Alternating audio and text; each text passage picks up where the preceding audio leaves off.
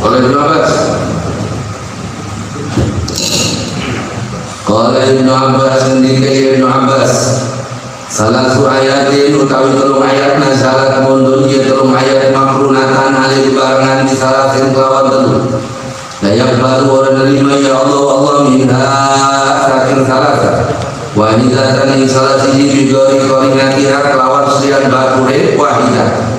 Indah utawi salah siji salasa qauluhu iku mengendikan Allah Ta'ala hati Allah wa hati Rasul. Ini tiga hal yang disebutkan berbarengan oleh Allah adalah satu, taatlah kepada Allah, taatlah kepada Rasul. Itu selalu berbarengan itu.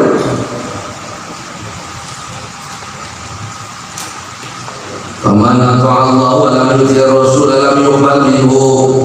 Faman utawi sapa ata'a siman Allah yang Allah wa lam yuti lan ora siman Rasul yang Rasul lam yuqbal ora diterima minhu saking man. Barang siapa yang taat kepada Allah tapi tidak taat kepada Rasul, taat kepada Allah mengingkari Rasul, tidak diterima Allah.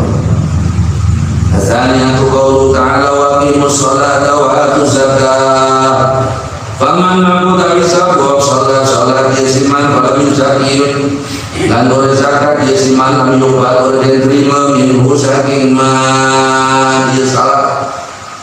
Aqimus salat wa atuz zakah selalu berbarengan sampai dikatakan fa inna zakat ukhtus salat. Zakat itu saudaranya salat. Tidak akan diterima salat kita kalau tidak melakukan. Wong rajin salat wajib sunah dilakukan wajib tidak diterima. Itulah kenapa Sayyidina Abu Bakar Siddiq begitu Nabi meninggal mengerahkan pasukan Islam untuk memerangi kelompok orang-orang Islam. Orang Islam yang diperangi. Kan zaman yang Amirul Mukminin, ya Allah, engkau memerangi orang yang baca syahadat. Iya, mereka baca syahadat, tapi mereka tidak mau zakat. Saya akan memerangi orang yang coba-coba memisahkan antara sholat dengan zakat. Dia mau sholat tapi tidak mau zakat. Ya.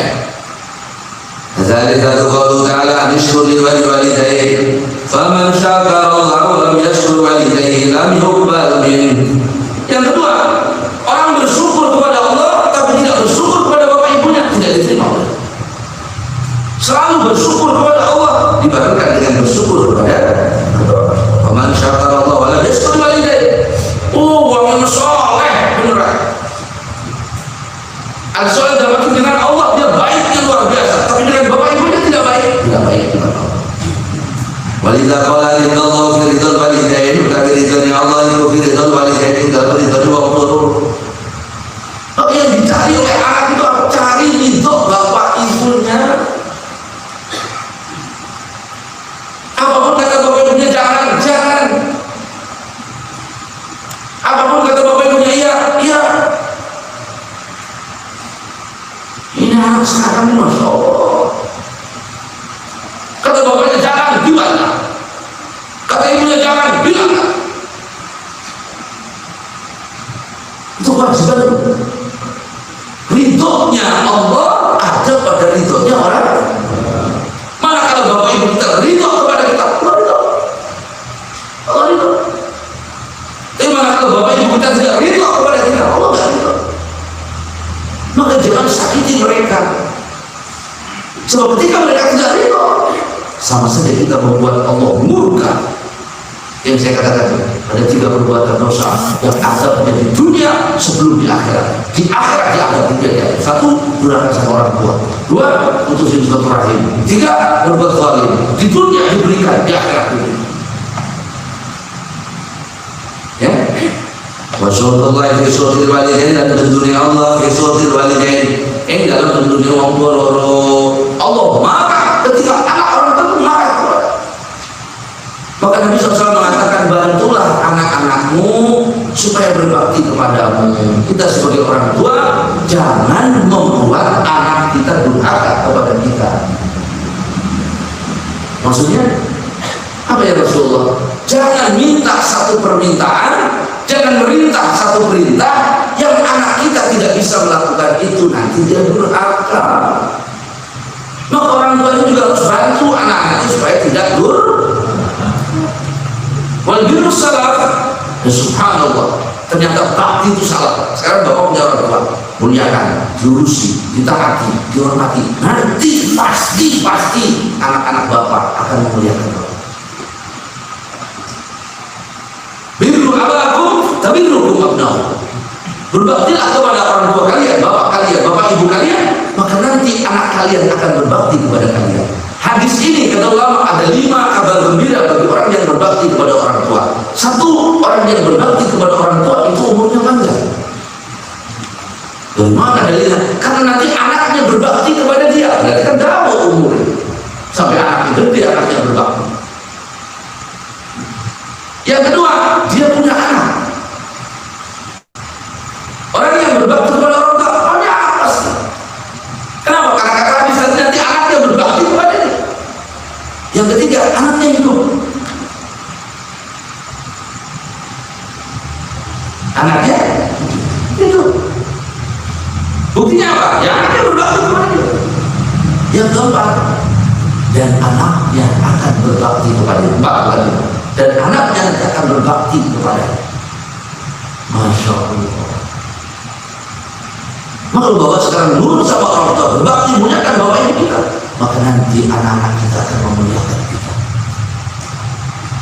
Kalau sekarang kita menyakiti mereka, membuat mereka menangis, membuat mereka sedih, nanti anak-anak kita juga akan melakukan yang sama kepada kita.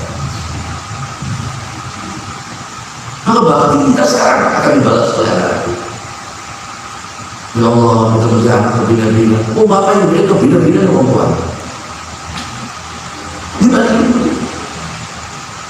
Sekarang bagaimana orang tua kita sudah meninggal, bagaimana kita berbakti kepada mereka? 1, doakan mereka.